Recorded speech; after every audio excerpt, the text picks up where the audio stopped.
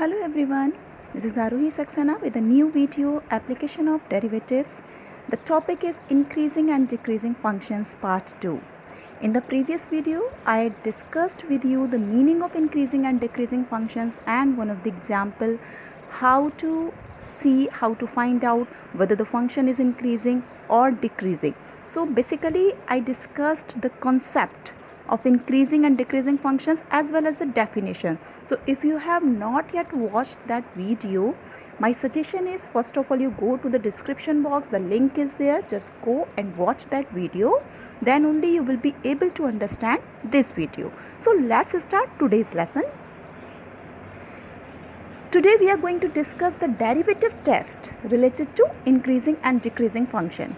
That will make your concept very easy. So what is that? One of the theorem, let f be continuous on closed interval ab and differentiable on the open interval ab. Then first point is f is increasing in closed interval if derivative of f is greater than 0. Okay, for all x belonging to open interval ab. Second point is f is decreasing if your derivative of f is less than 0. And f is a constant function if your derivative of f becomes 0. So these are the 3 points and very important point for you to find out whether the function is increasing and decreasing. Okay. So basically what are they saying?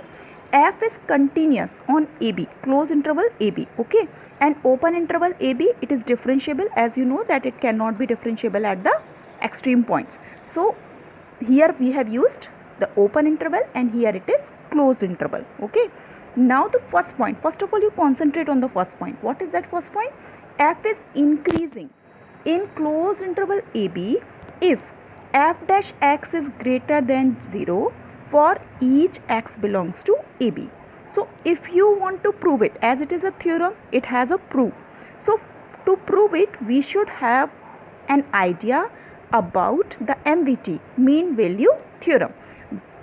It is not the part of 12th standard syllabus according to the new syllabus, but this theorem is very important and it will be used to prove this theorem. So we are going to discuss the concept of that theorem. Okay, so let's see first of all what is that theorem. The theorem says let f is a function from a closed interval AB to R. Okay, it is a continuous function on closed interval AB and differentiable on open interval AB. Then there exists, they say that there exists a point C in AB such that, what is that? That f dash C is defined as fb minus fa upon b minus a. Now you just see that what does it mean. Okay, so for that you just concentrate on this graph. This is x-axis and this is y-axis. Okay, so you just see that this point is A and this point is B. We are saying that f is a function from AB to R. It means we are not talking about the whole, we are talking about only the closed interval AB. So from A to B. So from A to B that we have considered. Now what will be the coordinate of this point? So this will be A. Okay, and from y-axis that will become FA. Clear? Now if you talk about this point, so this point coordinate will be, that will be x is B. So B, and obviously the function value will be FB. So these are the coordinate of this point. Okay, now you can see this line here, this line. Okay, so this line is a secant. Okay, now what is happening, that this secant, we are going to say that this secant, what is happening here, just see that what will be the slope for this secant. Okay, what will be the slope of this secant? So you know very well the slope is considered as y upon x, delta y. Slope is delta y upon delta x. Okay, that you have already studied. Now you just see that what will happen, that if you are going to calculate the slope, we are going to calculate in this way. So what will be delta y here? If you are going to calculate the delta y, then it will give you that FB, okay, that is a greater value, minus FE. Okay, this will be, and if you are going to calculate delta x from this point to this point, so that will give you b minus a. So fb minus fa upon b minus a. So if we are going to calculate the slope, now you talk about slope. So slope will be, slope of the secant will be, okay, that will be fb minus fa upon b minus a. That will be the slope. Okay, and you know very well in the concept of differentiability, I told you that differentiability means it's a tangent. Okay, slope of tangent. Okay, so now you just see, this is a very very important point, कि we will get a point C on the graph. Okay, we will get this point, and if we draw the tangent at that point, this will be parallel to the secant.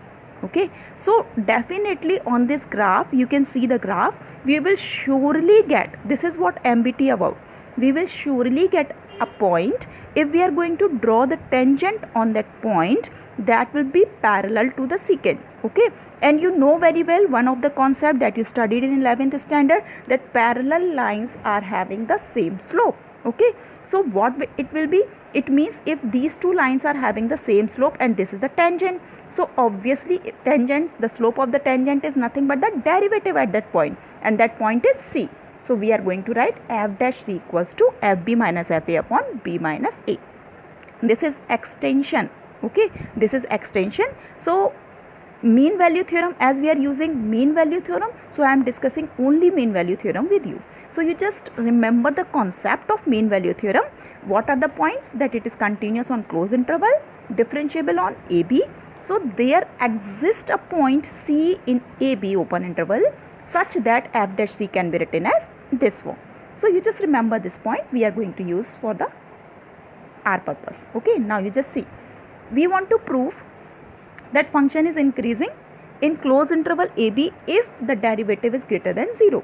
So now we have chosen x1 and x2, 2 points in closed interval AB, such that x1 is less than x2. As we want to prove that it is increasing, so increasing means that first of all you take the order of the point, x1 is less than x2, then we have to prove fx1 is less than equal to fx2. This is what we want to prove. Okay, or fx1 is less than strictly fx2. So then by MBT, what does it say? If you are taking 2 points, then there exists a point C on the graph. That means that f dash C, okay, as we have taken point x2 and x1, so we can write fx2 minus fx1 upon x2 minus x1. Okay, now if you are going to cross multiply, then you will get this step. So this we got with the help of MBT.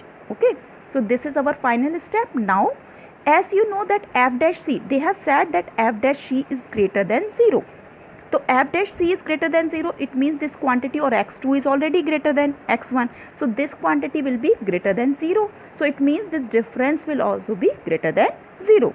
So as this difference is greater than 0, this says that fx2 will definitely greater than fx1. Otherwise the difference will be negative. Okay, so fx2 is greater than fx1. So we took this condition and we got this one.